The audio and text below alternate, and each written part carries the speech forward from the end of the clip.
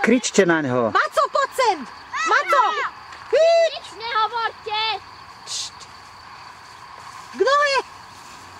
Mami, prinesi ho sem. Daj si ho k nohe. K nohe. A Otýlka teraz poď. Sadni. Tak tu nás sa pes vykaká a vo Švajčiarsku je taký zvyk, že hádajte sa, čo s tou kakou spraví. Sa musí zobrať. Áno. Sa takto dá ruka. Potom sa zapchá s jednou nos. Áno. Takto zúsi. No rob to normálne, Otýlka. Potom sa to musí zozbierať. A otočí sa to. Takto. No dobre, nemusíš ukazovať. A potom sa to musí Zviazať. zaknotovať. Vidíš, Maco? Maco? Musí sa to Zaviazať. poniesť do takého špeciálneho kontajnera. A keď ťa uvidia, že si to nespravil, tak prídeš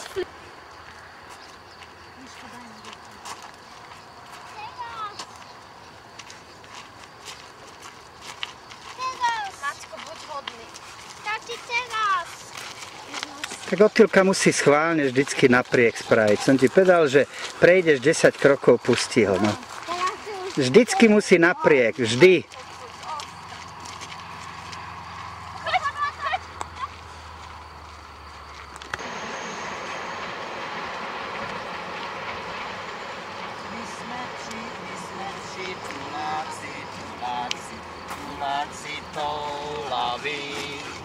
A co máme na práci, to každej moulaví.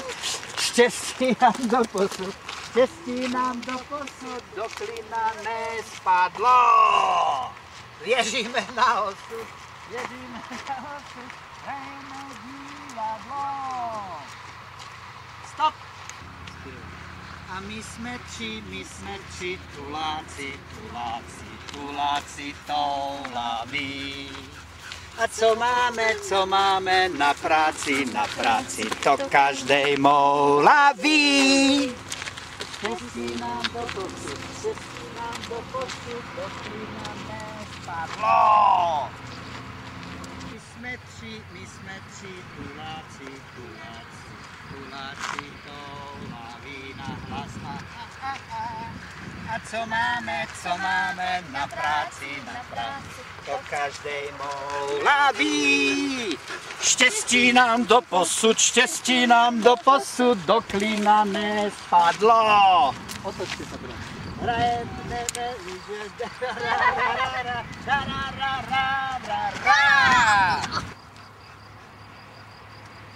Raz sa nám stalo, že Maco sa priblížil takémuto polu. Prišiel Durďoš, my ho tak voláme, preto je komu to všetko tu patrí. Taký jeden sedliak prišiel so flintou a povedal: ešte raz ide váš pes, sem tak ho zastrelím. Takže musíme si dávať pozor. Strašne sa naštval.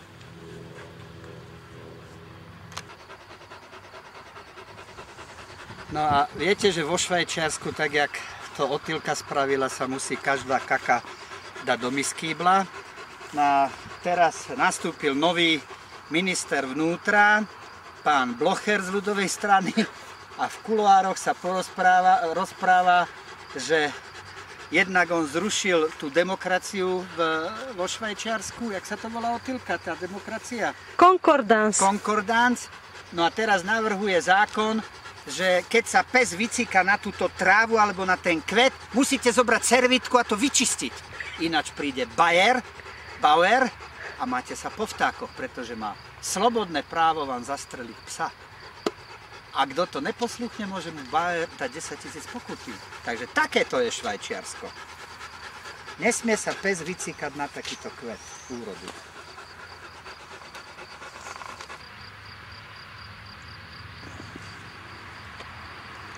A teraz vám Otýlka porozpráva, na čo je vlastne táto tzv. Schránka. Otýlka... Ako pozbierali, tak sa musí hodiť do tohoto špeciálneho presračky. Tak.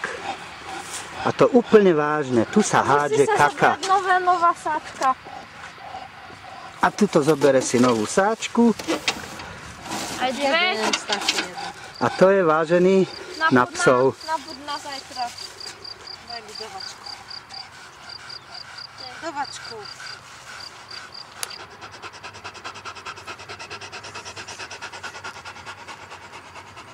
Takže vidíte, že si to nevymýšľame podľa týchto zberných schránok na psie kaky. Vidíte, že to, čo som povedal, je pravda. Či je to dobré alebo zlé, ukáže budúcnosť. Ale zatiaľ to Švajčiari prísne dodržiavajú.